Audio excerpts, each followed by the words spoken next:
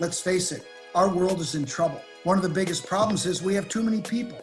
Nobody wants to talk about it. You'll never hear about a politician talk about it, but it's true. Yeah. We're destroying our resources. Fracking is destroying our groundwater. We need to get our act together or we're not going to make it. I got love for the game. Bring it back to the golden age where the fresh beats knocked down. Whatever happened to real hip hop? Love for the game. Scott Wolter, I am really looking forward to this conversation. Thank you so much for hopping on the podcast today. Yeah, no problem. I'm happy to do it.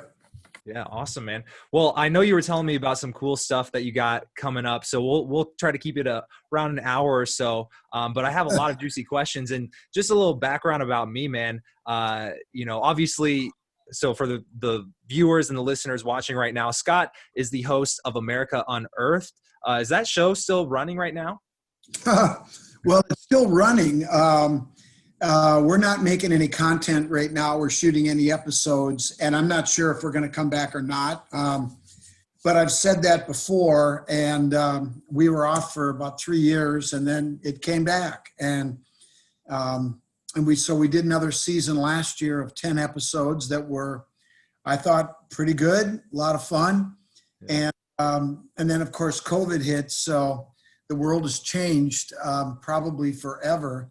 But we are looking at doing our own thing. So stay tuned on that. That sounds fun a lot. And so I've obviously watched your show, and that's how I originally saw you. I think I saw a YouTube clip from the History Channel was playing reruns of your show or whatever on YouTube. Right. And so anyways, it seems like, your books and everything, a lot of your research revolves around the Holy Grail and the Templars. But then the show kind of obviously goes into a lot more stuff. Would you say that that's like your main interest and specialty is the Templars and whatnot? Oh, definitely. No doubt about it. And, the whole thing started with the Kensington Runestone. And, that's going back 20 years now. And I didn't know anything about this world at all. I mean, I was, I'm a geologist. I collect Lake Superior agates. That's one of my big passions. And then I run my laboratory doing material forensics. And then when that runestone came into the lab, my whole world changed. I just went off in a whole nother direction. And, and basically what happened is I did this forensic work. I compared the weathering of the inscription, the weathering of tombstones, same geology, same weathering environment. All the criteria was consistent, and it was hundreds of years old.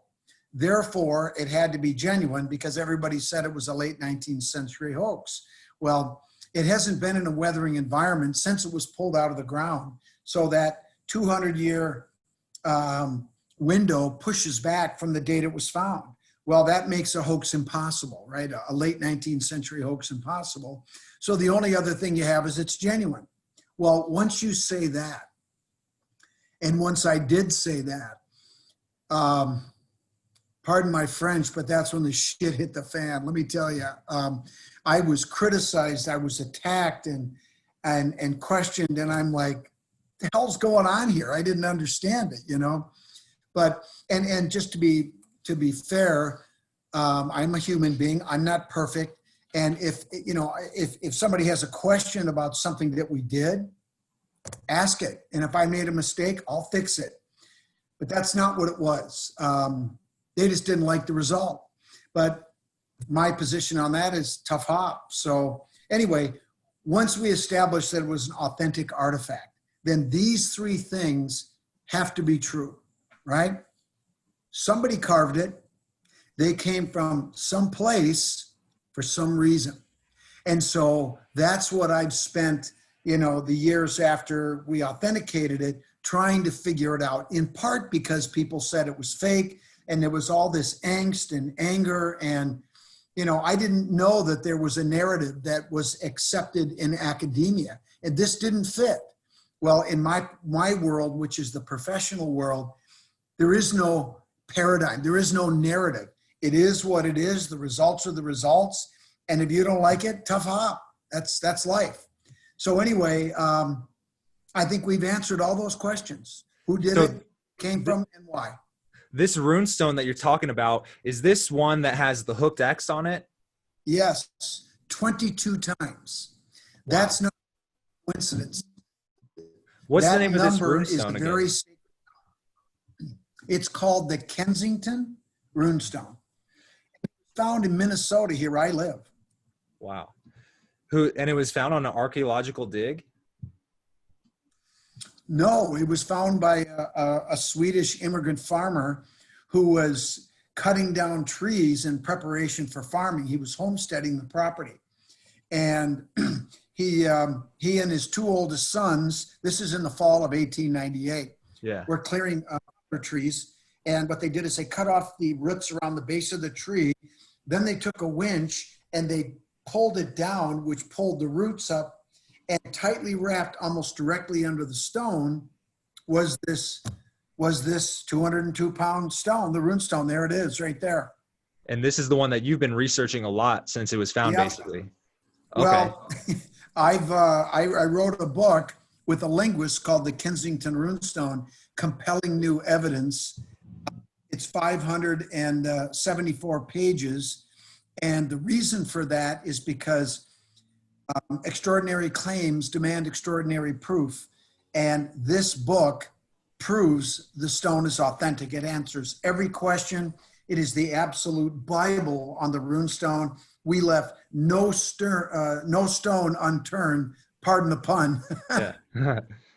Literally. So, and just so you know, Patrick, obviously you're not familiar with the runestone. The runestone was carved by the Knights Templar. It was placed as a land claim. It says it right on there. Okay. 22 Northmen on this acquisition business or taking up land from Vinland far to the west. Vinland is the northeast coast of North America. There are other runestones that were carved by the Templars that were found in Maine. There were 3 spirit pod runestones. There's probably 50 hooked X's on those, and they also refer to Vinland, and they have a map, and it's the same region. So, you know, I can go down this rabbit hole as far as you want, but the bottom line is they came over here to claim this land. Why did they do that? Well, the reason is simple. If you know anything about the Templars, they were persecuted in 1307, Bad Luck Friday, right? October 13th. They were put down by the King of France, Philip the Fair, and the Roman Catholic Church. And we are told the reason is because the King of France was heavily indebted with the Templars, which he was. But like all historical events, the truth is a lot more complicated than what the narrative has been dumbed down to, right? Yeah. And the truth is, the Roman Catholic Church realized that the true ideology of the Templars was not Catholicism. They simply pretended to be Catholics. Their true ideology was monotheistic dualism, the veneration of a Godhead that has dualistic aspects, including the feminine and the male aspects that keep things in balance, right? And that single deity at the top. Now, the hooked X symbolizes that ideology. That's why it's such a sacred symbol. It was a secret symbol that only the initiated understood what it meant. Now, when the academics looked at the runestone back in 1898, they didn't know what the hell they were looking at. The hooked X, well, we've never seen it, so it must be bad, so it's a hoax.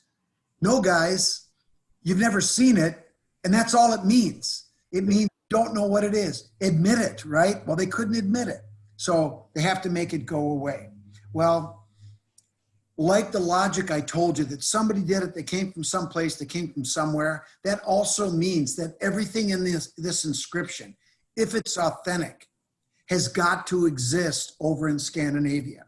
Now, after I did the initial work, over the course of 2.5 years, I went to Sweden 5 times. And guess what? What? I found everything. You found more hooked X's.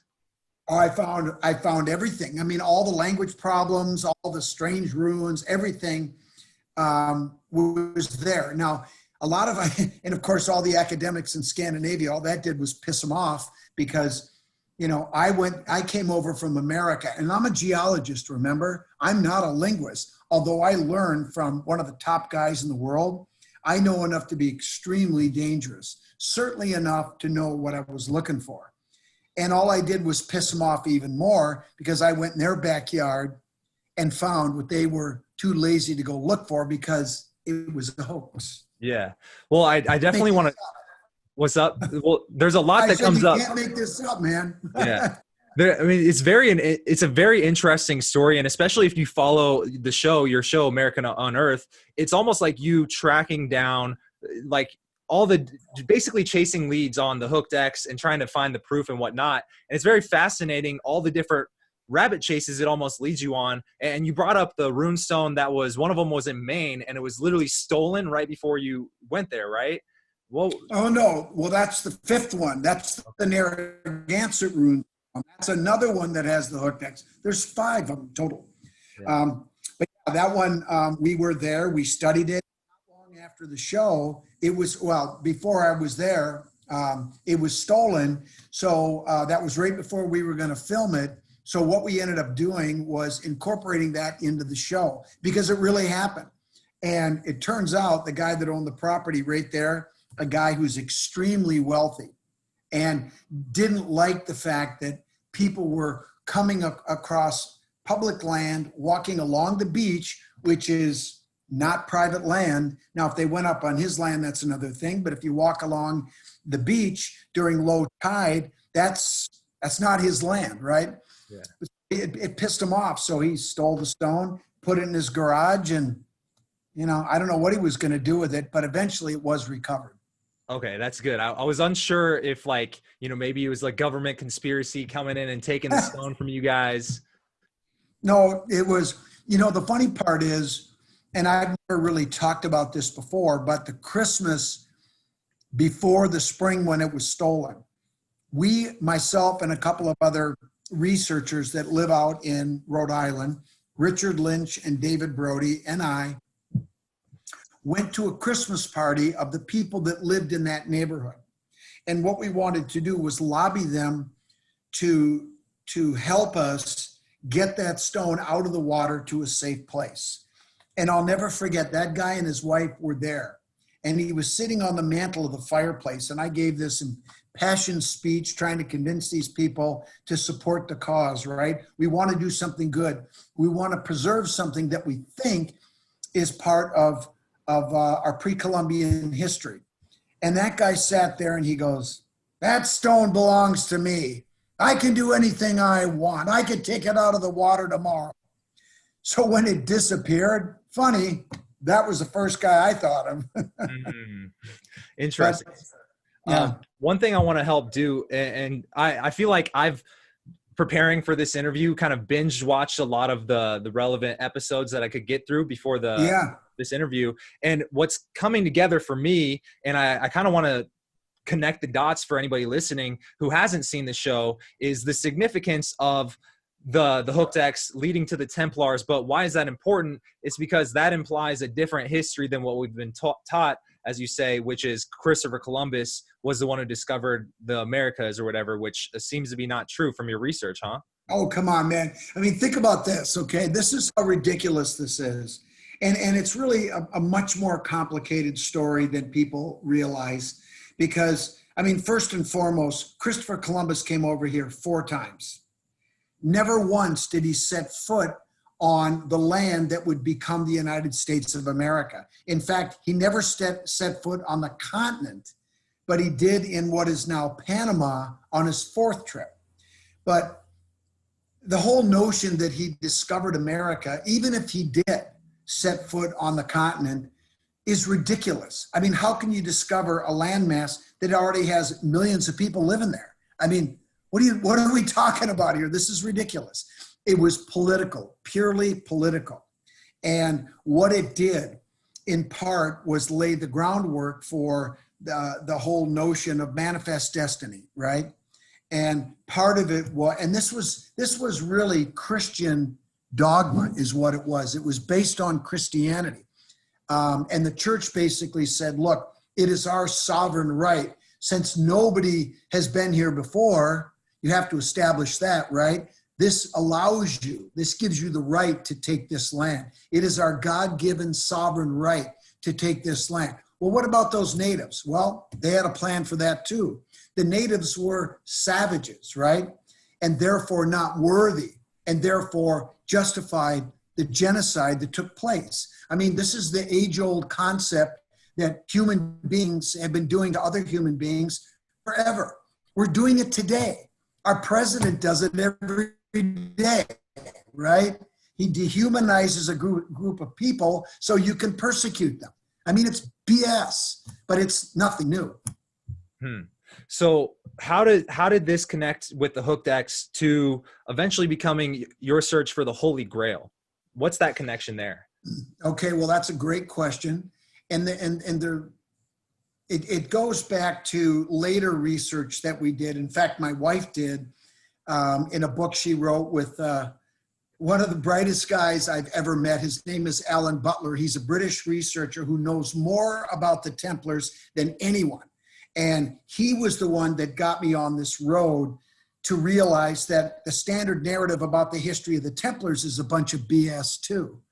Their true ideology was something they kept veiled. They didn't want people to know what their true ideology was, most notably the church. But if you think about what they did, the Holy Grail, what is the Holy Grail, right? Some people say it's the bloodline, right? The people that we call them the Venus families that go back in time all the way to Jesus, Mary Magdalene, the Essene, and beyond to Egypt and beyond.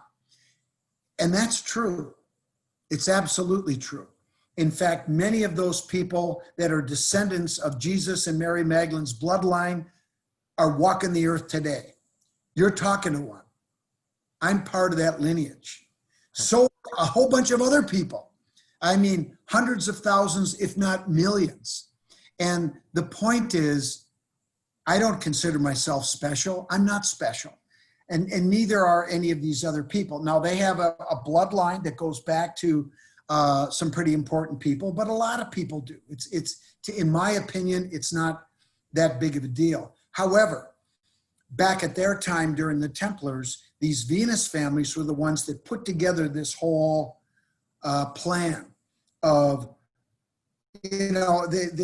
the people were called something differently before the Templars, and after the Templars, these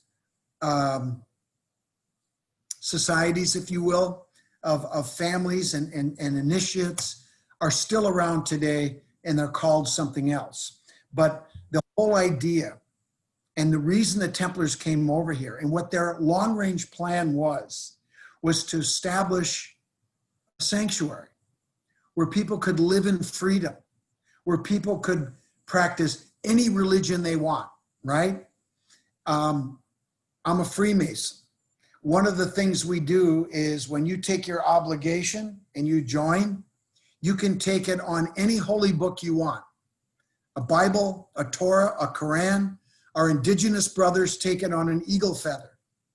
And the point is this, is that regardless of your faith, that God, whatever you want to call it, however you want to venerate it, in all of these religions, we're talking about the same thing, right? Yeah.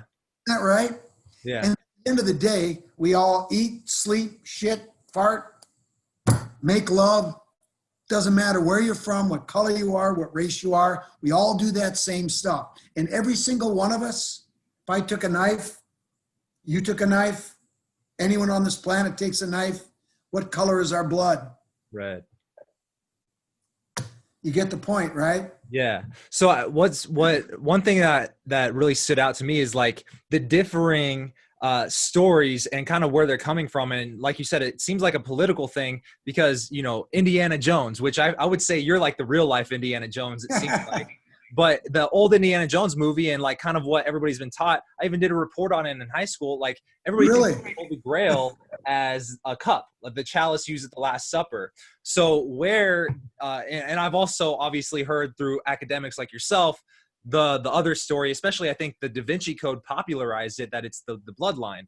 So is it Yeah. a Templar Freemason ideology that just differs from the Catholic Church, and that's where the narrative of the bloodline comes from? Where did that? Bingo, bingo. Nice. Look, and I don't want to be offensive to my Christian friends out there, and I appreciate that they have a faith and a belief system that they've been taught.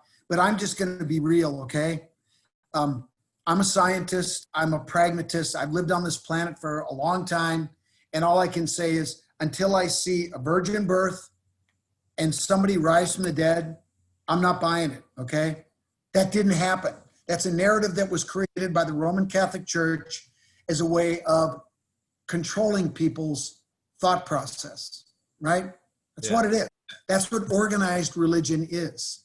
What we're talking about in Freemasonry, in Templarism, in our native brothers have got it figured out better than anyone. That is spirituality. And first and foremost, embracing each other, embracing yourself, embracing this beautiful world that we live in. I mean, who better than the indigenous people around the world? Who know better than how to live in balance with their environment than them? Nobody does, right? And the more you get to know about them and understand their culture, the more you will appreciate it, and the more you will be disappointed in the way our country treated those people. But I'll tell you something I don't tell too many people. But when the Templars came over here, they carried the bloodline in their veins. And the ones that stayed behind, and a lot of them stayed behind. Why would they want to go back to Europe during medieval times when the church was hunting them down? The monarchs of Europe were hunting them down, and the plague was ravaging Europe. Are you kidding me? I'll take my chances over there, right? Yeah. And they stayed. They intermarried. A lot of people don't realize that the indigenous people on this continent have their own secret society that is exactly the same as Freemasonry. You know how I know that? How? Because I've been in their lodges. I've been welcomed in their lodges and in their sweats. And so when the Templars came over, they shared a similar ideology. Their belief system was the same.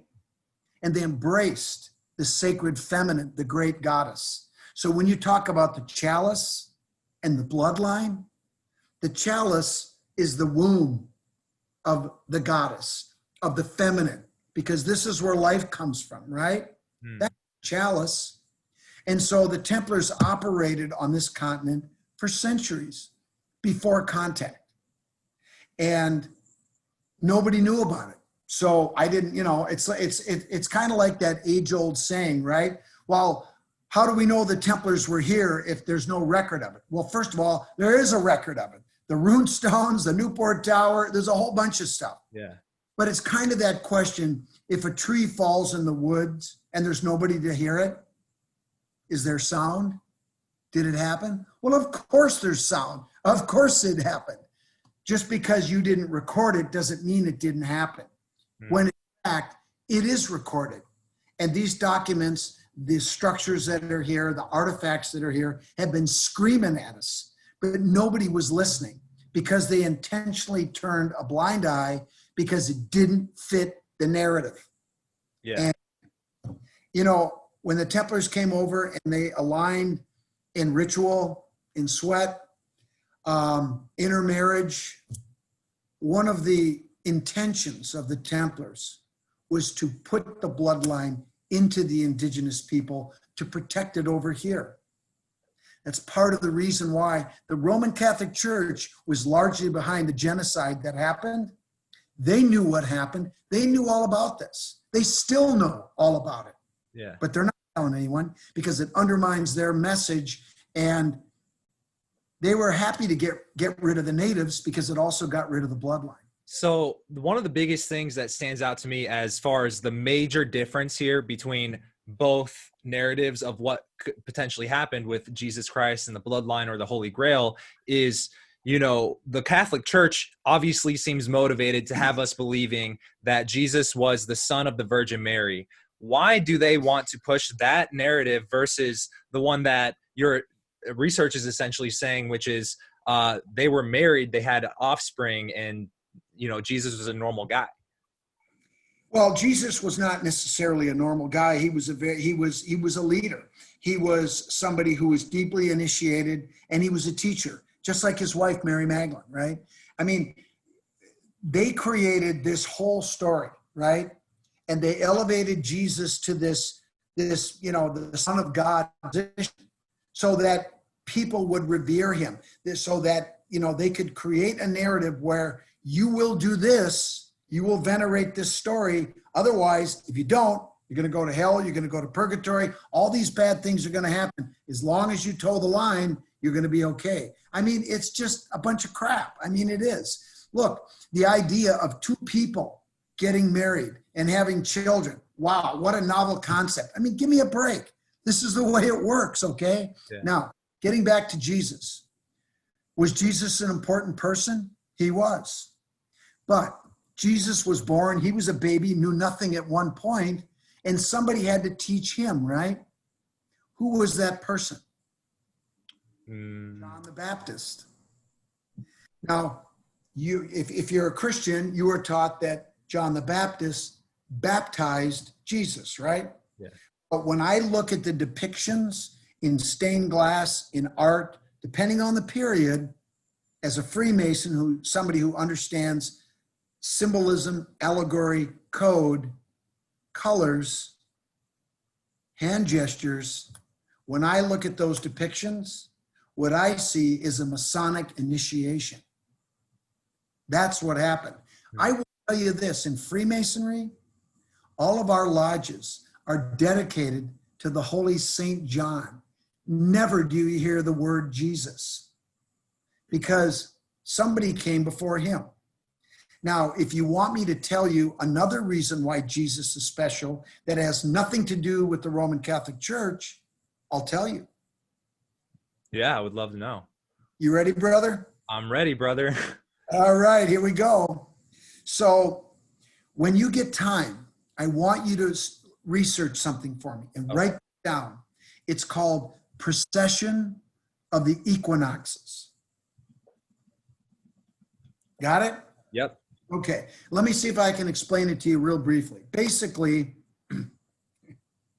for tens of thousands, if not hundreds of thousands of years, the shaman, the medicine men, the priests, the astronomers, on the morning of the spring equinox before sunrise, they would go to the top of the mountains, the top of the pyramids, a high point, and they would look to the east. And what they would see is one of the primary constellations of the zodiac, one of the 12 primary constellations of the zodiac in the eastern sky. And when and whatever constellation, Capricorn, Sagittarius, Leo, Aries, whatever it is, that was in that position, when the sun rose and went through that constellation, that was considered sacred, that was considered an age. Now, this zodiacal belt that has the 12 constellations that goes around the earth, because of the earth's wobble, that primary constellation in the eastern sky on the morning of the spring equinox, slowly but surely that belt rotates. And that constellation in the eastern sky eventually settles below the horizon, and the next one cycles through. That is what we call the beginning of the new age, okay? Now, it takes 26,000 years, give or take a couple hundred years, for this zodiacal belt to go around the earth one time. Okay. If you divide that by 12, it's about 2,160 years for each age to be in that eastern position in the sky. However, all the constellations are not the same size. Some are big, some are small. So the period that they're in that position depends on the size of the constellation. Now, let me give you an example of a period in time when something happened that historians archaeologists and Egyptologists don't understand. You know who King Tut is, right? Oh yeah. You know his father, Akhenaten, who holds the crook and the flail on his chest? Yes, I've seen that. I don't know. I've heard of it. Okay. Yeah. Well, I'm going to teach you right now. Yeah. So the flail, right? Okay. The flail herds the bulls, the followers of Taurus, the old religion when Akhenaten came into power. Why? Because the constellation of Taurus had set below the horizon. And he, as the initiated astronomer priest that he was, knew that it was time to change the religion from polytheistic dualism, multiple gods, Yeah. and with dualistic aspects, to monotheistic dualism, a single God with dualistic aspects. If you look at the cross, crook, and the flail on its chest, it looks like a hooked X. The only difference is the crook represents the new religion. The new religion after Taurus set is Aries the ram. And the crook herds the sheep, the ram, the sheep of Aries, right? Crossed on his chest represented his attempt to unite the two religions, but it failed. And the old religion, the pharaohs that embraced the old Apis bull culture that was around for 2,700 years, because Taurus is a big constellation, became ingrained in the Egyptian culture. And they said, you know what? We kind of like this old religion. Screw you. We're going to keep it. And they drove his people out. If you read about Akhenaten, they destroyed his statues. They defaced them. And this is the reason why. Nobody knows why. This is why. His followers then went north, right? And they settled in a land we now call Israel.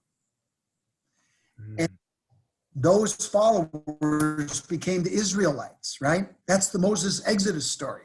That's what that is. So he And was the Pharaoh that Moses was bringing the plagues upon. Some people say he was Moses, right? Now remember, the Bible teachings, and I'm just going to be straight with you, okay? It's allegorical. You have to dig deeper to understand what's really being said. On one level, the Bible, people take it literally.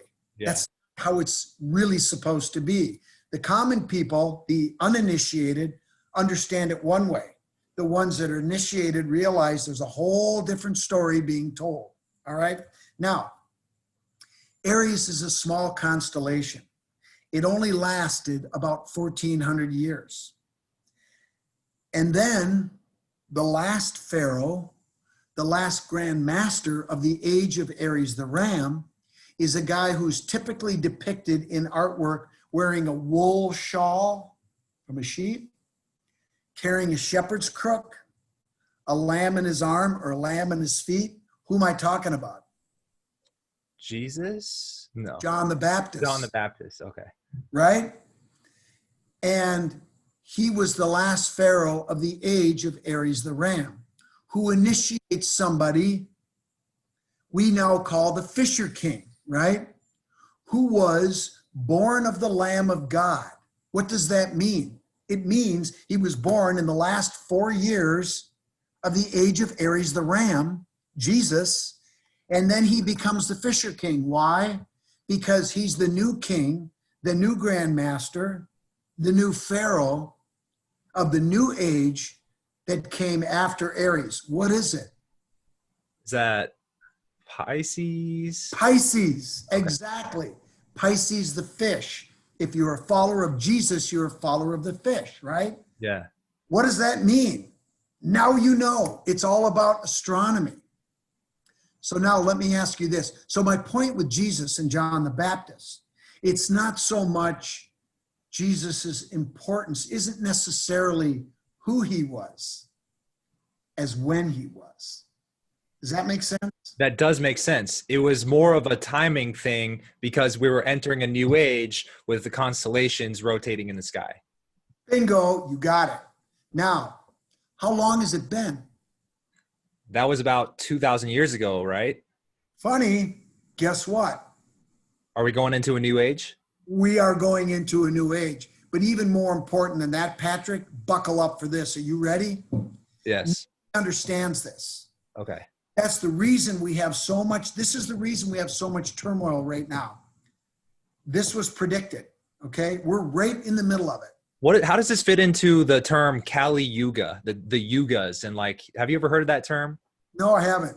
Oh, it sounds familiar. It was basically talking about the same types of things, but like a yuga lasts like 20,000 years or something. And we're passing into. That's a great year. That's a great year. That's what we're talking about. That's procession. Okay. It's just a different name for it. Different cultures around the world. They all kept track of it. They all understand this. Yeah. And they might call it something different. But here's what's important. It's been about 2,000 years. Pisces is kind of an average size constellation, about 2,000 years. The Mayans kept track of all this. Do you remember in 2012? Yeah. There was all this talk about the world was coming to an end and the Mayan calendar ends and, oh my God, we're all going to die, all that BS. It was all about procession.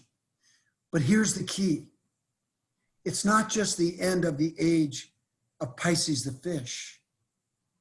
It's the end of the 26,000 year long cycle. What we are living through right now, you, me, and everybody listening, is one of the most profound moments in human history. Absolutely true. And when you understand procession, I mean, I did a show a couple years ago where I was a guest on a History Channel special called The Last Pope. And basically what the story was about is Brother Malachi, who was a 12th century monk, Cistercian monk, the Templars are Cistercian, made a prediction that in 2012, the current Pope would resign. That happened. The new Pope would be from the New World, not the Old World. That happened. Francis is from Argentina. And he would be the last Pope. Now, what does that mean? Well, we'll find out, right? Yeah. But all I can tell you is I knew about this then. And when Francis went up on the balcony and he flashed a sign, I knew right away he's on our side. And he's been great, right? Yeah. For a Catholic priest, this guy has been so progressive. He's pissing all the old cardinals and you know, priests off because he understands this, because he knows what's going on. So my question to you regarding the new ages and stuff, it seems like a lot of these predictions, if you will, are coming with the timing of the new age coming, right? So any events that happen in the real world, the things that come of this, is this because we are reacting to the fact that we are in a new age, or is there something spiritual going on here where it's all connected and we just happen to have a worldwide pandemic? The things just happen to happen at these times, you know? That's a great question. And I guess my answer would be, honestly, I really don't know. But what I think is going on is it's kind of all of this stuff. This time was, you know, like Malachi predicted what was going to happen in 20. How the hell did he know that? Well, the reason is he understood procession, right? Yeah. That's when this thing ends. And now we're moving into the age of Aquarius, where two rivers flow together as one. That's one of the symbols, right?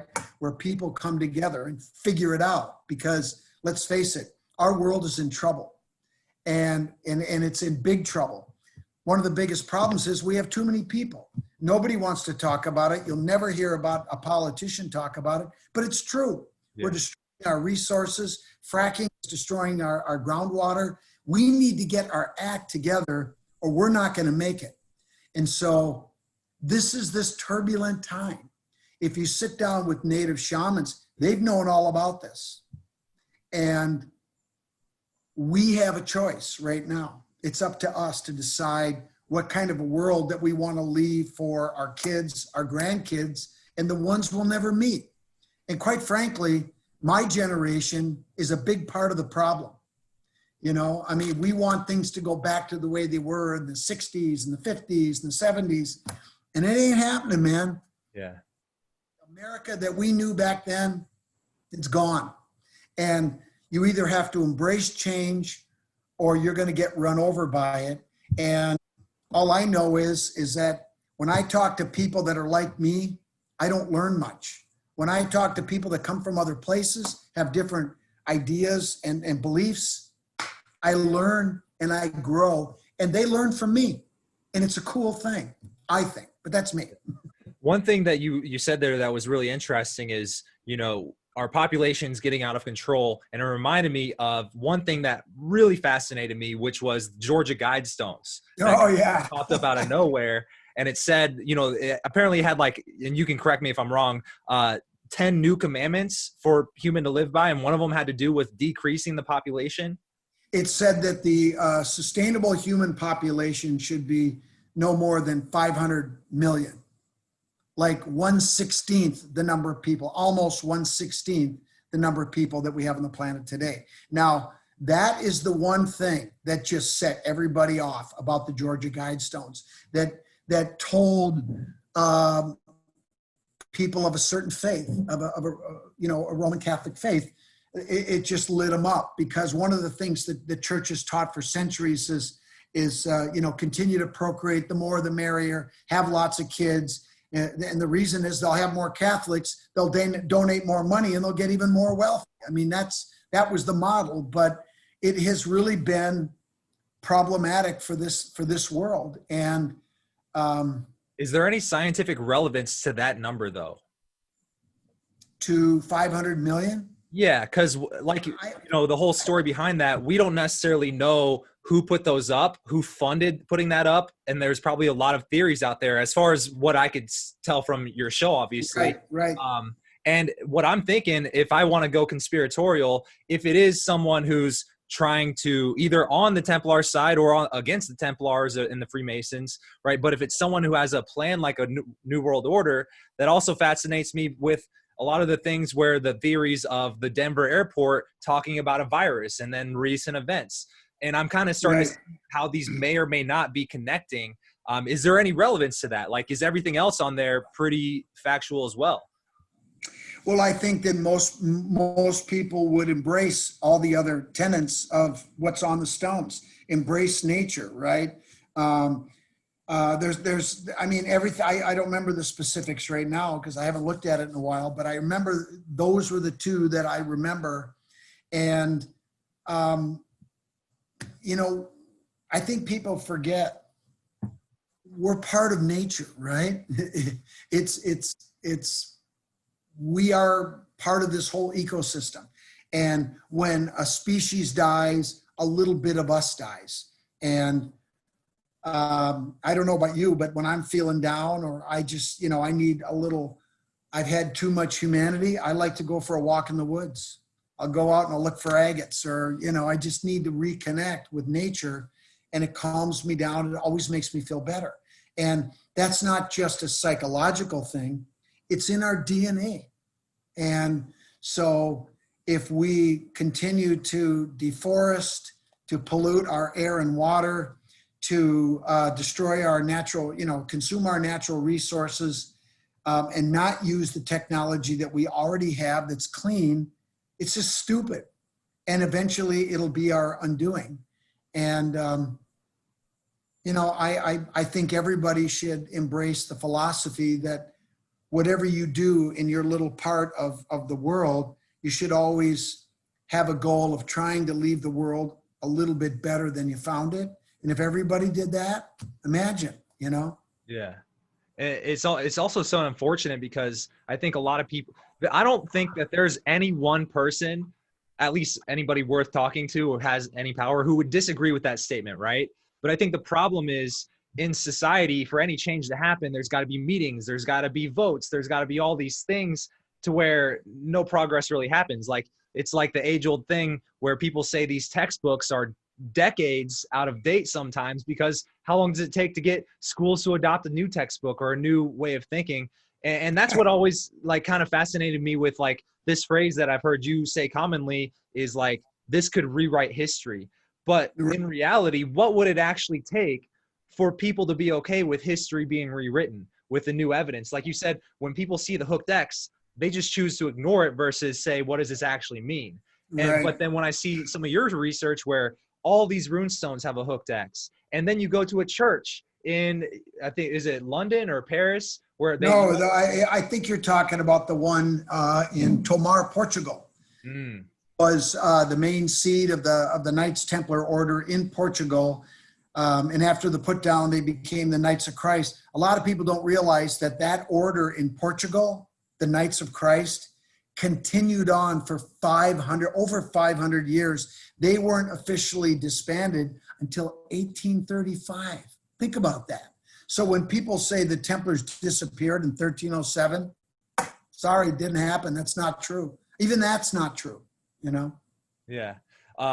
So kind of, I guess on the same line, I like I said, I have a lot of things that I want to ask you about. So Fire away, man. You mentioned something about Venus, the bloodline being connected to Venus. You specifically said, so what is the connection with Venus? Why is Venus significant in that connection? That's a great question. All right. So I'm going to ask you to represent the audience. Okay. I'm going to ask you a question. Yeah. And you have to be honest because either you know or you don't know. Okay. This is a yes or no question. Yes, sir. But I'm going to start off by setting it up.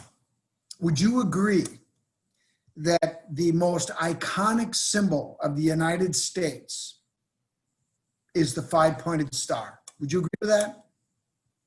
If I connect that to the Pentagon, then sure. And then especially with the way that Washington, D.C. is laid out, I can see a lot of that. But I would definitely also think of, the American flag, the bald eagle, things like that. What's on the American flag? 13 stripes, 50 stars, red, white, blue. 50 five-pointed stars. Okay, you got me. Okay. Now, are we on the same page? Yes. Okay. And the more you look, I mean, if you look at any one of our military, their uniforms, you'll see five-pointed stars all over it, right? The more on our currency, you'll see five-pointed stars, usually 13 of them. Now, I say this for a reason. I mean, America's team is who? Team America World Police. No, America's team. They call them the Dallas Cowboys, right? Oh, okay. Okay. I'm a Chiefs fan, so I got to think of it. I know. The hell with the Cowboys. I'm a Vikings fan. But anyway, what's on their helmet? Five-pointed star. Yeah. Now, I think everybody would agree that it's an important, iconic symbol of America. But let me ask you this. Do you know the origin of it? No, I don't. No, you don't. Nobody knows the origin of it. When I give lectures, I will often start my lecture by saying, how many people know the origin? Everybody knows what it is. It's everywhere, right? But nobody understands how this symbol become the symbol of our nation and nobody knows the origin of it. I find that incredible. I'm going to tell you. And you're also then now going to understand one of the ways, one of the origins of sacred numbers. Okay. Do you know what the most sacred number to the Templars is? I'm going to guess 366. 8. The number. If you look at a Templar cross, it's got 8 points. Okay. The tower has 8 columns. 8 is everywhere. The reason for that is because as we view the planet Venus astronomically, the third brightest heavenly body in the sky behind the sun and the moon is the planet Venus. Okay. As we view its movements relative to Earth, over 8 Earth years, it makes the five-pointed star. Wow. So the five-pointed star is the symbol that means Venus. Now, why is Venus important and why is it the symbol of our nation? Who founded our country? Freemasons, right? Yeah. George Washington, Thomas Jefferson, Ben Franklin, all of them. In fact, 53 of the 56 signers of the Constitution were Freemasons, okay? And Freemasonry came directly from Templarism. So the Freemasons founded our country, and these are the symbols that they used. They go way back. So why that five-pointed star, and why is it a symbol of Venus that represents the feminine? That's why you see all these goddess statues all over our country, and especially in Washington, D.C., because it's about the feminine by about 5-1. Go to D.C. and walk the mall. Count how many female statues you see and how many male statues. So why feminine? The reason is, if you take the five-pointed star, okay, inside is what? Pentagon. A pentagon. Very good. If you take any one of those 5 lines in the pentagon and you assign it a value of 1, the distance of that arm, if you extend it to any one of those 5 arms, the 2 lines that make them up, the horizontal, and then it goes out on the arm, the ratio of 1, this distance on every one of those arms is 1.1618. That ratio is something called the golden ratio, or the Fibonacci sequence. And it continues on. The most common symbol of the Fibonacci sequence is the spiral, okay? It's the rate of growth of everything in nature, everything. If you look at a plant, if you look at, have you ever, what an ammonite is? Look at a shell, right? Yeah. It grows, that's the Fibonacci sequence. A leaf grows that way, a flower grows that way. Our bodies, our fingers, our everything. Yeah. That is the golden ratio in nature. It's found in everything. And who are the life givers? Women, right? There you go. Now, here I'm just going to take you through this. Fibonacci sequence, when it's rounded to whole numbers, basically what you do, this rate of growth, mathematically, you take the first 2 numbers, you add them together, you get a sum. Then you take that sum, you add the previous high number, get a sum, and then you do the same thing and you keep going. So 1 plus 1 is what? 2. 2 plus 1. 3. 3 plus 2. 5. 5 plus 3. 8. 8 plus 5. 13. Boom. 13. The Templars were founded January 13 of 1129. Coincidence? No, it's the number of the goddess, and I'm going to tell you why. Because it's not just about Venus in the Fibonacci sequence. She is referred to as the goddess in the heavens. And once you know how to look for her, you'll find her all over the place. But you need to be initiated. You need to be taught how to see her. She's always veiled, always concealed, and never revealed. But she's always there. Now, what's another important heavenly body in the sky that is associated with the feminine? The moon? Boom. You've heard of the moon goddess, right? I have not. Well, know that the moon goddess is feminine. You know why it's feminine? Because every 28 days, women have what? Menstruation, menstrual cycle. And do you know how many 28-day cycles there are in a year? I'm going to guess 12. 13. 13.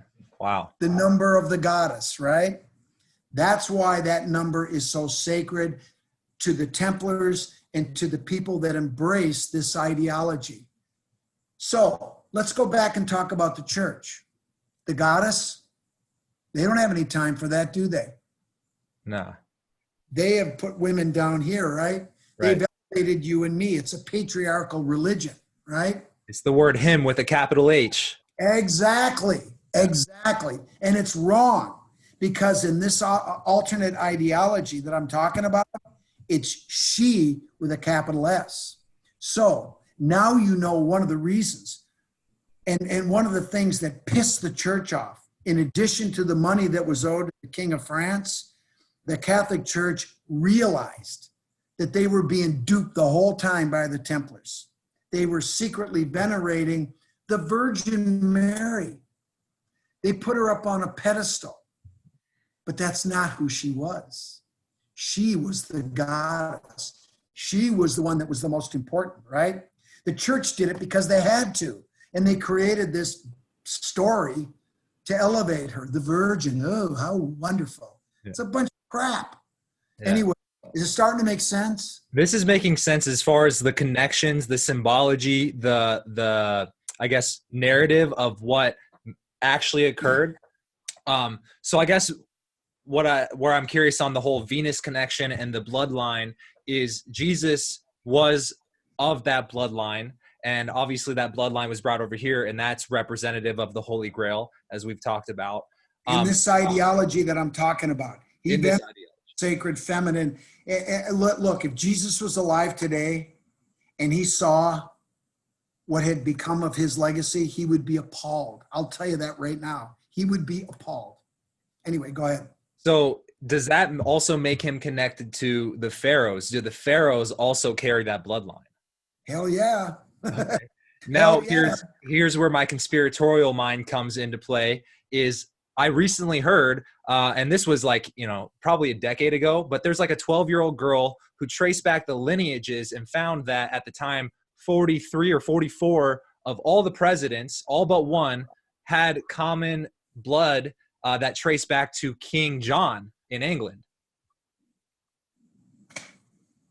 Well, I can neither confirm or deny that. I don't know if it's true, but would it shock me? Not a bit.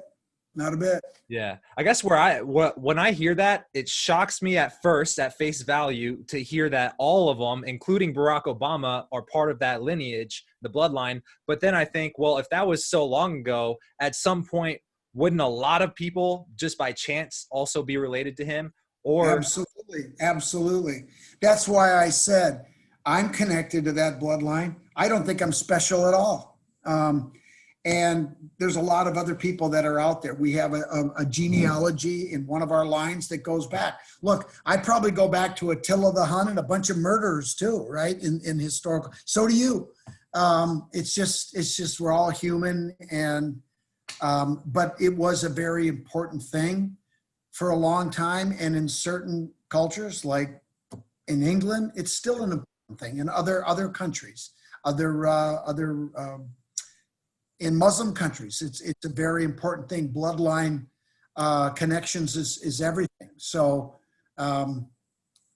it's nothing new, Makes sense. Let's kind of shift gears here just for time's sake, because I know you got to go soon. One thing that really also fascinated me was, let me share my screen because I took a screenshot of it before.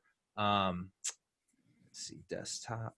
All right. So this stone right here, do you remember this stone? So what fascinates I sure do about this stone, and I definitely want to get your take, obviously, but in the episode where you researched this stone, along with the other stones you looked into, you went and actually traced the dirt, researched the dirt where it came from, and you found that most of them were a hoax. But then this one specifically that has very clear depictions of what is a modern day flying saucer, maybe reptilian type beings. You trace the adhesive through carbon dating to show that it was about 9,000 years old, or was it 9,000 BC? Which is I think it was 9,600 BP, which is before present, which is about 7,000 years, 7,600 years before present, which is like 5,000 years before any known. Archaeologists say this is before any known culture in what is now Mexico was even known to exist. Now, there were people living there. Of course there were. Who they were, we just don't know because we haven't done enough archaeology down there to figure out who they are. And I just think that's incredible. Now, having said that, I've tested many more of these artifacts, and I'm getting some more big dates. It's consistent. Now, they're not all from the same time period. They jump around quite a bit, but they're old, okay? So something's going on. But I'm not ready to, get all wigged out on these things just yet, because the other thing that we have not had a chance to do, and I would love to do, and I know exactly what we need to do, and that is to try to falsify these dates. In other words, can we create an artifact with modern materials and still get those kinds of dates? And there is a way that I think we can do it. I haven't tested it yet, but I'll just tell you. You know what a woolly mammoth is, right? Yeah. Those things were running around during the Ice Age that melted away up here. I mean, where I'm sitting right now, there was a mile thick sheet of ice 10,000 years ago. But there were mammoths that were running around about that time, right? And going all the way forward to about 4,000 years ago, they have actually found mammoths that preserved in ice that are that young.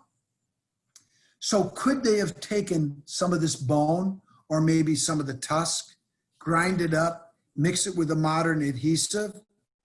And if we tested it, what kind of a date would we get? Yeah. I mean, so I got pretty excited because I'll take it at face value, but that's not where it stops. You have to try to falsify it in this case to see if somebody could fake it. Yeah. People will do that, especially if they think it'll make them money, right? True. One thing I really respect about what I've seen from you is even if you see a test that leads towards a conclusion, you're always trying to find the holes in that conclusion so you can find out the real truth. And I think that it seems like a lot of scientists lack that ability to look for flaws in their own types of thinking and conclusions. When I look at that stone, and obviously I'm not an academic, I'm not a forensic geologist, right? Yeah. It just seems like the pictures are of modern day animation quality versus a lot of the hieroglyphs and carvings that we've seen from the work that you've researched too. And it almost seems too good to be true, if I could say that. Have you looked at the grooves? Because I know there was one stone where you looked at the grooves and you could tell if it was new or old. Right. What are the markings on there that might also back up that it could be that old, if any? Well, those are good questions. And unfortunately, these things were found buried, right? So there really isn't any weathering for me to look at. I mean, these lines, not only does the artwork look modern, I guess you could say, it almost looks cartoonish in some cases. But on the other hand, I have a lot of these artifacts here, and I've studied a lot of them. And if you have a second, I can run down and grab, and I'll show you something that will blow you away. You ready? Hold on. 100%.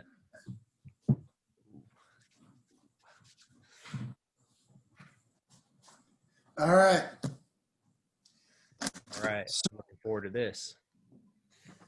All right. Well, here's another one. I'm going to put my glasses on so I can see what I'm talking about. Okay. What am I looking at here? Oh, wow. That's an alien head. I just saw it. I was looking at the carvings on the forehead. Right. Okay. Now look at the carvings. Yeah. Okay. Now that's pretty cool. Now I want to show you the back. Is that reptiles, like snakeskin carving that I see? I'm not sure what that is. It's got like wings, almost like leather wings, but look at the text. It's holding up a baby, but do you see the symbols? Yeah. Yeah. Okay. Let me show you another one here. Are these the same ones from that episode that you guys? No, these are different. Okay. But do you see the symbols on the Yes. top part here? Yeah. Okay. There are all kinds of these symbols. And if you look on the back, you can see that there's a couple of dudes looking to the heavens. Yeah. And Wow. he's carved in 3D. Were these all found in the same place? All three? Yes. Okay. Same as that one that you have. Here's a cool one. You see the spaceship? Yeah. And then see the guy holding the baby? I also kind of see a cross that almost looks like a Right. Templar cross. Yeah, yeah, yeah. Good observation. So have you found that those seem legitimate, or do some of them seem faked? One of them, I didn't even see it until you pointed it out, but it had the letters UFO carved into it, which was like a sign it was an obvious fake. That was the one in the episode. Yeah, those things were, I mean, they were bad, right? They weren't even good. The funny part was when we were shooting that scene, I noticed the UFO and I pulled aside and I grabbed the field producer, the director, field producer, and I said, "Hey, dude, look at this." Huh. He's like, "Oh," he started to laugh. I said, "Do you want me to point that out on camera, or do you not want to embarrass these guys?" He said, "No, go for it." I said, "Okay." And to their credit, they handled it really well. You know, they could have freaked out and gotten pissed, but in part due to their reaction and really just the whole vibe when we shot with those guys, I don't think they had anything to do with it. I think they found somebody else's practical joke. Yeah. Clearly, those things weren't real. And the artwork is just, this stuff is fantastic. And I will tell you, these symbols that are on all of these artifacts, they're kind of hard to see. Like if you look on the side here, Yeah. you'll see all kinds of them, right? Yeah, 100%. Are those the same symbols between stones? I have documented and I've written them down, over 1,000 of these symbols. Okay. Not one repeats, not one. So it's Those stones alone or across a lot of different? Oh, I've got a bunch of them. I've looked at, this particular one probably has 100 symbols on it. Yeah. I probably looked at over 100 stones with this. Some have a lot of text, some don't. Yeah. But I'm beginning to think that it's not text anymore. I'm beginning to think that these symbols, because they don't repeat, so it's not a language, it's not an alphabet, right? So what is it? What I think it could be is symbolic representation of telepathic communication. What about those symbols connects the telepathy conclusion? Because I don't know what else it could be. It's not a language. It's not an alphabet. Yeah. Um, So this is all assuming that they are legitimate, and that's where we're looking.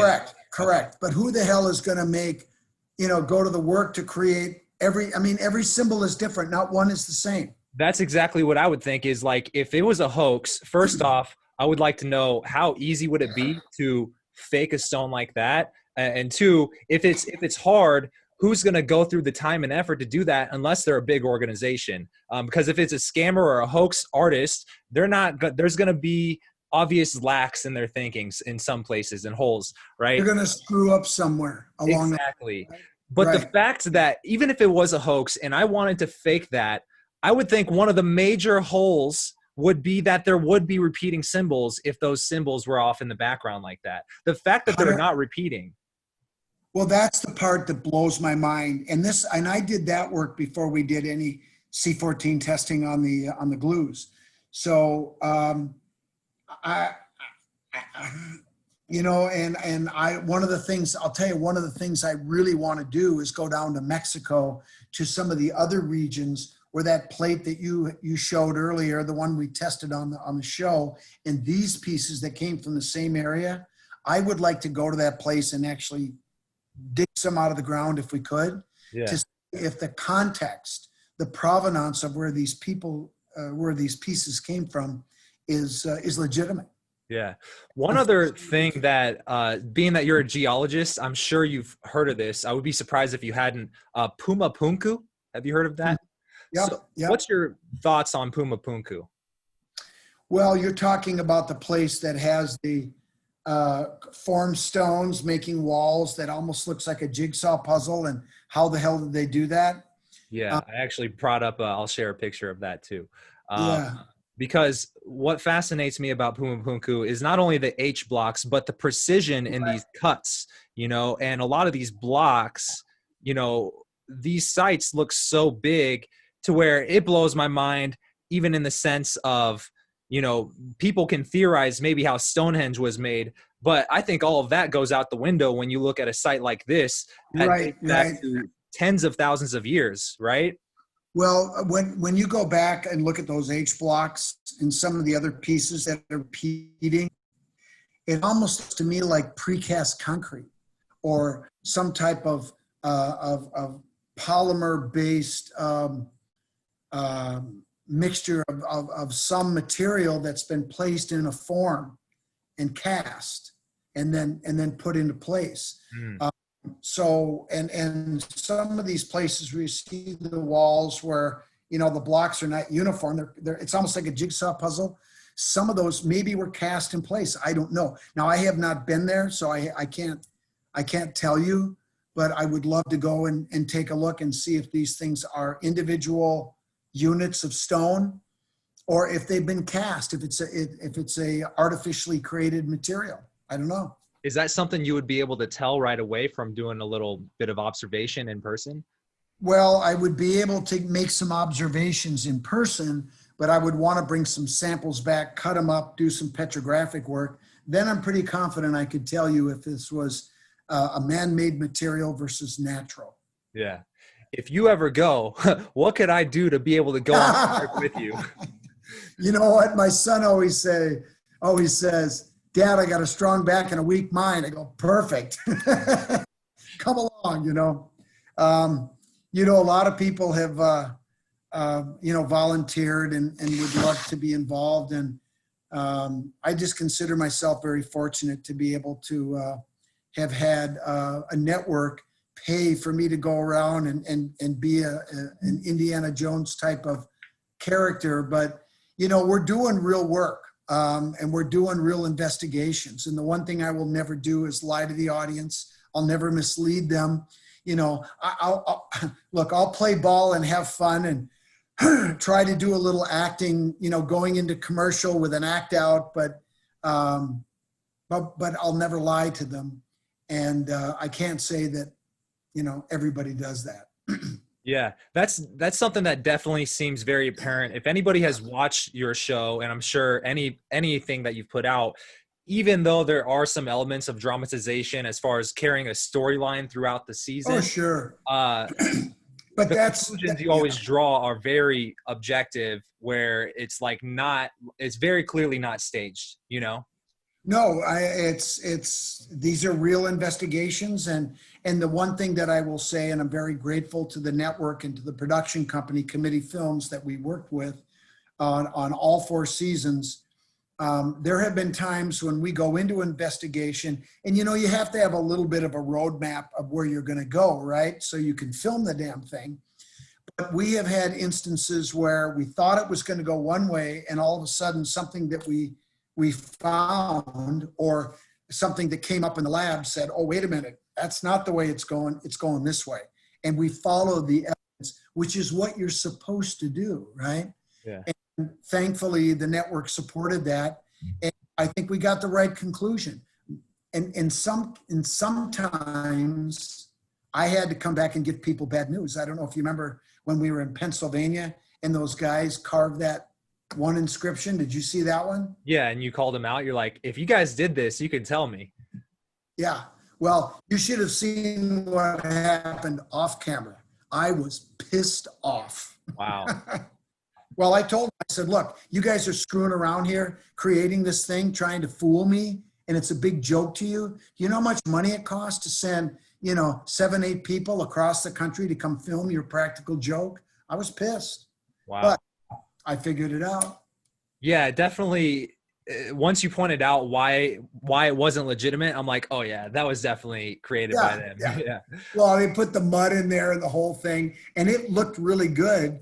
But I didn't see it until I was there that moment. I mean, what you saw was live. It happened. They were setting up cameras. They said, don't go in there. Don't look at it yet.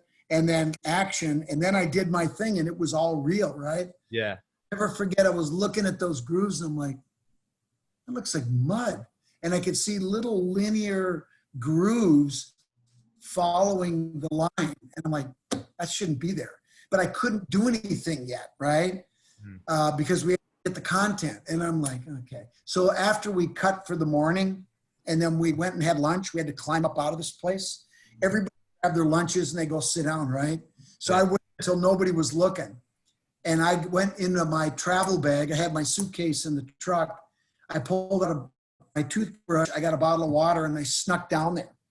And I just went, boom, and it just turned white. And I went, shit.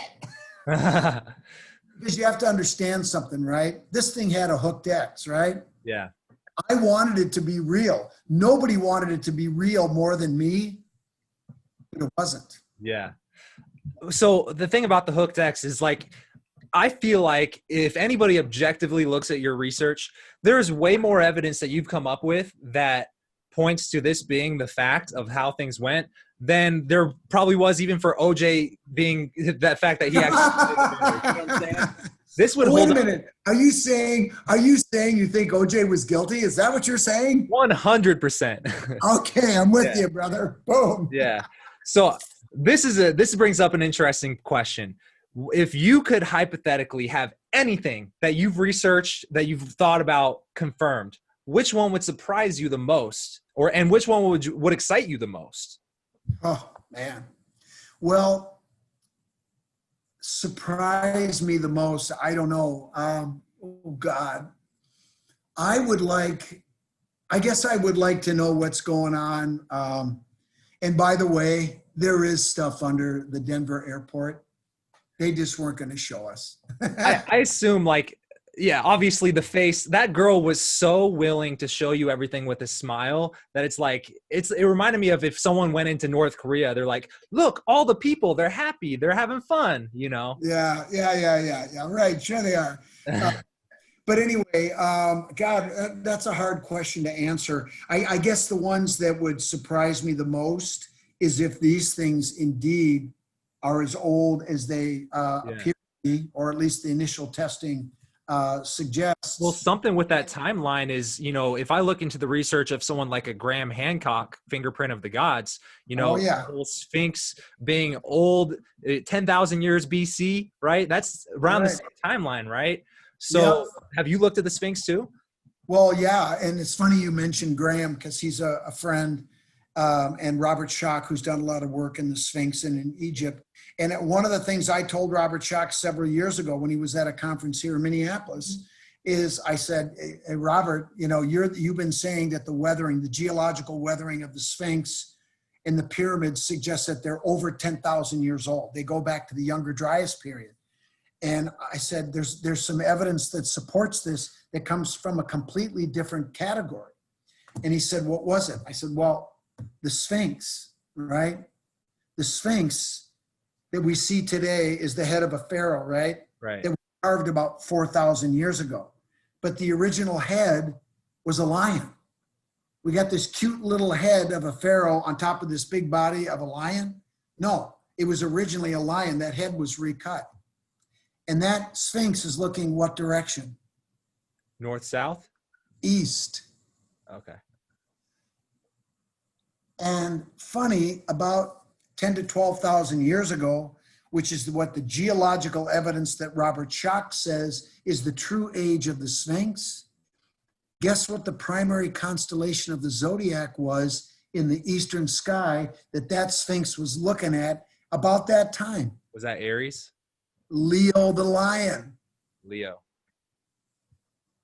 That makes sense. So procession evidence in this case supports the geological work that Robert was doing. Well, guess what? It's in his lectures now, procession and Leo looking to the east, because it supports the research. Yeah. It validates the geological work that he did. Yeah. Oh, and this is what we always try to do when you're investigating anything, is to get corroborating evidence in multiple disciplines that all converge at one place. That's when you know you got it, man. Yeah. So a couple of last second questions here. I feel like I kind of breezed over this, but you said there was things under the Denver airport that they just wouldn't show us. What about your experience there makes you 100% sure that there is something there? All I can say is, and you have to, appreciate the fact that, people do share things with me in confidence, and I don't want to break that confidence when it's something that really is important. But I have been told by certain people within our government. Makes sense. Stuff underneath there. And that's about all I can say. But, I didn't answer your other question. The thing that would surprise me the most would be the artifacts being real, and that would be super cool. But the thing that would please me the most to be accepted, and I think I will live long enough to see it happen, is for the Newport Tower in Rhode Island to be accepted as a medieval structure built by the Knights Templar as the home base, as the astronomical observatory selected to be at that spot by the Templars in the mid-14th century to be authenticated for what it really is. Calling it a windmill is insulting, for God's sakes. I mean, structurally alone, the lateral forces of the wind would tear that thing apart if it was ever used for a windmill, because you need to have steel reinforced stone and mortar structure, and there's no steel in it. So it can't function as a windmill. And who the hell is going to put a fireplace in a windmill when you're grinding grain? It would explode. It's nonsense. But that's the official position. It needs to change. I think based off of what I've seen on your experiences there, I 100% agree. That one seems pretty cut and dry, especially seeing your conversation with the guy who basically is a guy who researches that and he holds the opposite view. It was more like him trying to emotionally defend his life's research and you trying to point out the facts. Look, Jim, you're talking about Jim Egan, and Jim is a wonderful guy. He's a brilliant guy. But he is also somewhat, he has some ideological difficulties with the Templars, shall we say? He's biased. Yes, he is. And science shouldn't be biased, right? No, it shouldn't. And I will say one thing, because we're getting close. We're going to have to head off pretty quick, but I will just say one thing. And I think it's self-evident and it's obvious to most people. But one of the biggest problems we have with getting to the truth about just about anything, but especially with this history, put aside politics, put aside religion, but more than anything, one of the biggest issues that we have in all of our lives about everything that we do are problems of the human condition. We as human beings cannot stop. We cannot help getting in our own way when it comes to getting to the truth about just about anything.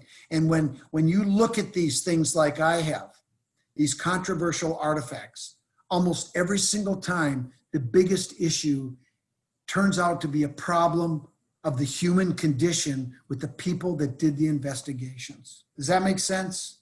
It does. It makes a lot of sense. Yeah. So I know you have to go here soon, but I've thoroughly enjoyed this conversation, and I have a feeling that I could talk to you for hours. So Janet, in my email exchange, your wife, told me that you guys have relatives in Phoenix, Arizona. I actually have this studio that is more meant to be an in-person podcast studio. Oh, if you guys are ever in okay, town, cool. If you guys are ever in town, let me know, please. I would love to go for a round two. Not if, when. When? I'm just gonna make one demand. I'm gonna be a bit of a prima donna. Okay. I'd be happy to come down there and sit in the studio, but you have to buy me a good IPA. How about that? I love that demand. I love IPAs and craft beers. Awesome. All right, you got a deal. Perfect, man. Well, you enjoy your dinner. I know you have an important dinner coming up, and we will hopefully see you in person very soon. I think you will. We are planning to go down there soon. But thank you very much, Patrick. I really enjoyed myself. It was a lot of fun, and you did good. Thank you. Thank you. All right, man. Well, I'll post the links relevant to if these guys wanted to follow you on Instagram and social. And that said, thank you for the podcast. It was great. Awesome. I'll have a beer for you tonight. I'm going to the bar right now. I'm going to have a beer. Nice. All right, man. Talk to you soon. All right. Talk to you later.